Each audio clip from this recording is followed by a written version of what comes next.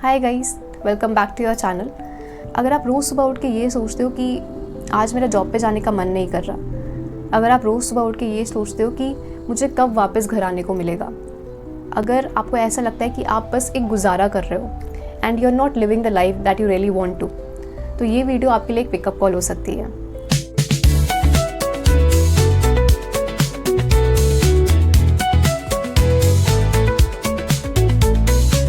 मैं भी एक टाइम पे वही रूटीन जी रही थी, like a good job, a decent salary, लेकिन फिर भी अंदर से कुछ मिसिंग लगता था, like something was missing. I was not in that spark and I was not living the life that I really wanted to.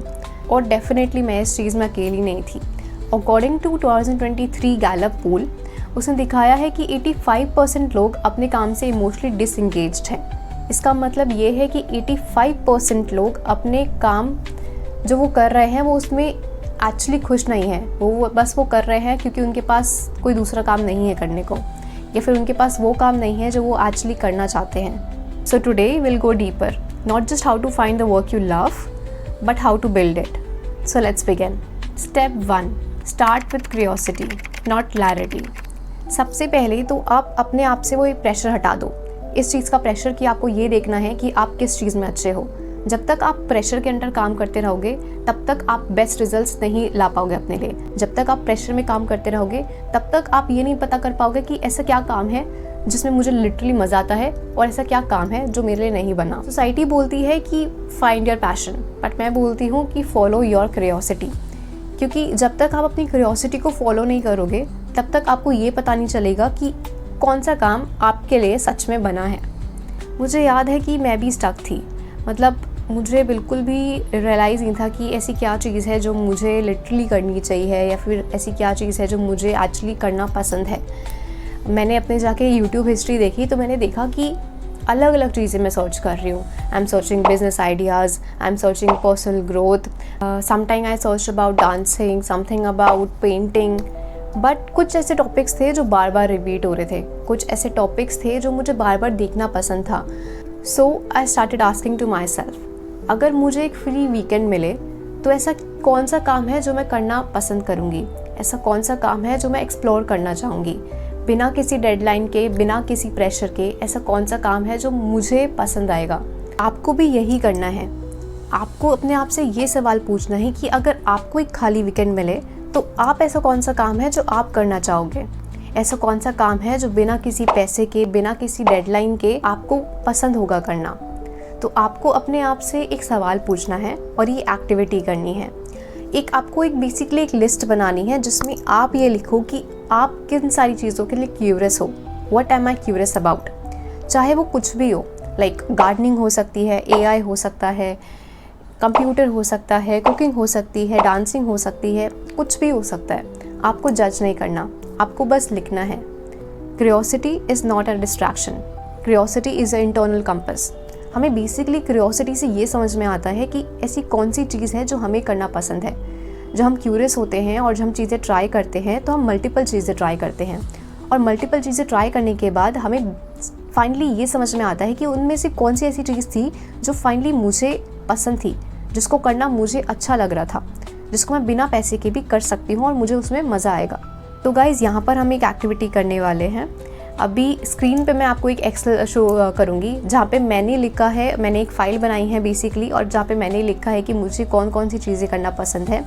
तो अगर आप चाहते हैं तो आप भी वो एक्टिविटी कर सकते हैं। मैंने डिस्क्रिप्शन में वो एक्सेल फाइल की लिंक नीचे दे दी है, आप जाके भी अपने लिए वो सेम लिस्ट बना सकते हैं।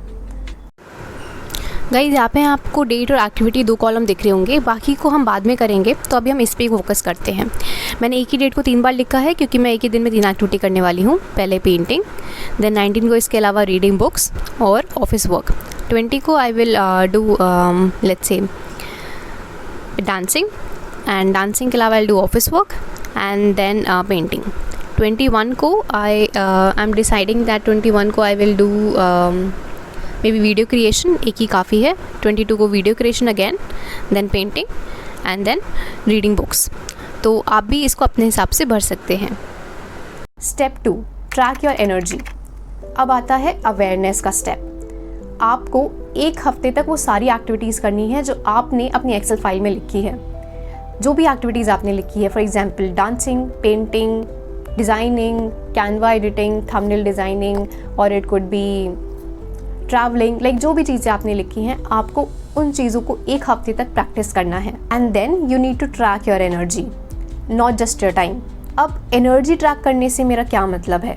फॉर एग्जाम्पल, आपने एक पॉइंट लिखा है कि आपको रील बनाना पसंद है, तो आपको 1 वीक तक रील्स बनानी है और आपको ये देखना है कि आपने वो कब तक वो एक्टिविटी करी। फॉर एग्जाम्पल, आपने वो एक्टिविटी 1 घंटा करी, तो वो एक्टिविटी करने के बाद आपको कैसा फील हो रहा था? Like did you feel good, या फिर डिड यू फील लाइक आपकी एनर्जी ड्रेन आउट हो गई है?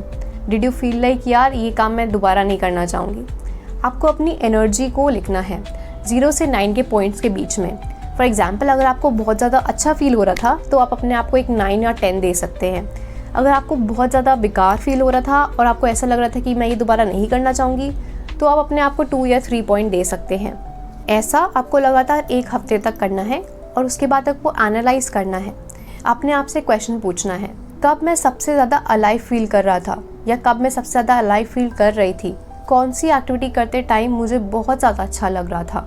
क्या मैं यही सेम एक्टिविटी कल भी इतनी ही एक्साइटमेंट के साथ करना पसंद करूँगी? हम दोबारा से वो एक्सेल फाइल ओपन कर लेंगे और उसके बाद जो बाकी के कॉलम्स है, जैसे कि टाइम स्पेंड और एनर्जी स्कोर, उसको फिल करेंगे। पेंटिंग करते टाइम हमको कितना टाइम लगा, जैसे कि 2 घंटे, reading books 1 hour, office work भी 1 आवर। एनर्जी स्कोर, पेंटिंग करते टाइम आपको कैसा लग रहा था, या फिर आप जो भी एक्टिविटी कर रहे हो, तो मैं अपने आप को यहाँ पे एक आई थिंक 9 देना चाहूँगी। And then reading books I will give myself again I think a 9। But painting करते टाइम मुझे रीडिंग बुक से ज़्यादा अच्छा लग रहा था, तो आई थिंक पेंटिंग को मैं 10 दे देती हूँ। एंड ऑफिस वर्क को आई विल गिव a 4। बाकी के आप फिल कर लेना, क्योंकि मैंने 19 को रिकॉर्ड किया है, तो बाकी के मैं बाद अभी फिल नहीं करा। अगर ऐसा कोई काम है जिसको करते टाइम आपको टाइम का पता ही नहीं चलता, सो साइकोलॉजिस्ट जिसको बोलते हैं फ्लो स्टेट, जब आप अपने जोन में होते हैं तो आपको वो टाइम पता ही नहीं चलता कि कब आप वो काम कर रहे हैं और कब वो टाइम बीत गया।